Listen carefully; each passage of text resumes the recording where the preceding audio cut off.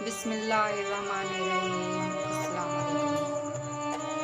راوی کہتا ہے کہ جب امام حسین رضا کی قمیض اتاری گئی تو 113 سوراخ اس میں تیروں کے تھے، 33 زخم نیزوں کے تھے، 34 گھاؤ تلواروں کے تھے۔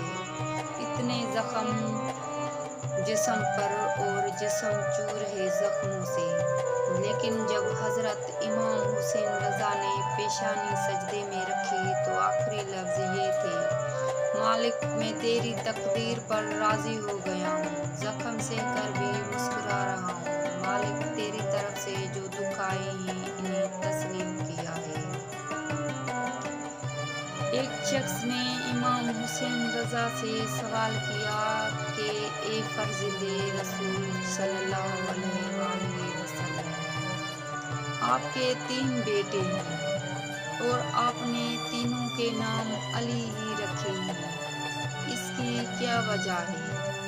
امام حسین نے فرمایا: اس لیے کہ ہمارے دشمنوں نے یہ اعلان کیا تھا کہ جو بھی اپنے بیٹوں کا نام علی رکھے گا ہم باپ اور بیٹے دونوں کو مار دیں گے۔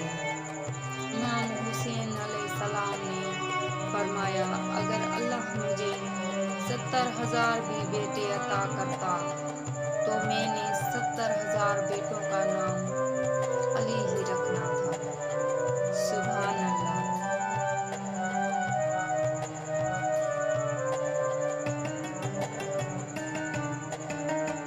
یزید اور یزیدیوں کے پاس نماز بھی تھی، روزے بھی وہ لوگ رکھتے تھے، حج بھی کرتے تھے، بہت عبادت گزار بھی تھے۔ ان کے پاس صرف ایک چیز نہیں تھی اور وہ ہے محبت حسین۔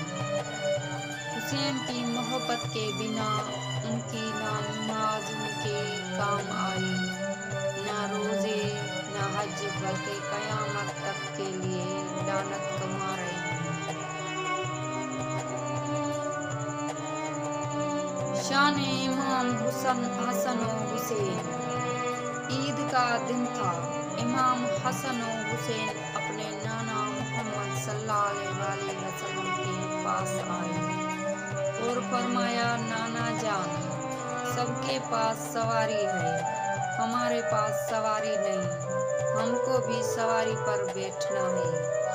محمد صلی اللہ علیہ وآلہ وسلم نے امام حسن کو اپنے ایک کندھے پر بٹھایا اور امام حسین کو اپنے دوسرے کندھے پر بٹھایا اور کہا: حسن بیٹا، میرے سر کے آدھے بال مبارک تم پکڑ لو اور آدھے بال حسین تم پکڑ لو، میں تم دونوں کی سواری ہوں۔ محمد صلی اللہ علیہ وآلہ وسلم اپنے شہزادوں کو کندھوں پر بٹھا کر گھر سے باہر آ گئے۔ جب باہر یہ منظر حضرت عمر رضا نے دیکھا تو کہا: اے حسن و حسین، تمہاری سواری کتنی خوبصورت ہے۔ اس کے جواب میں محمد صلی اللہ علیہ وآلہ وسلم نے فرمایا: اے عمر، سوار بھی تو دیکھ، سوار کتنے خوبصورت ہیں۔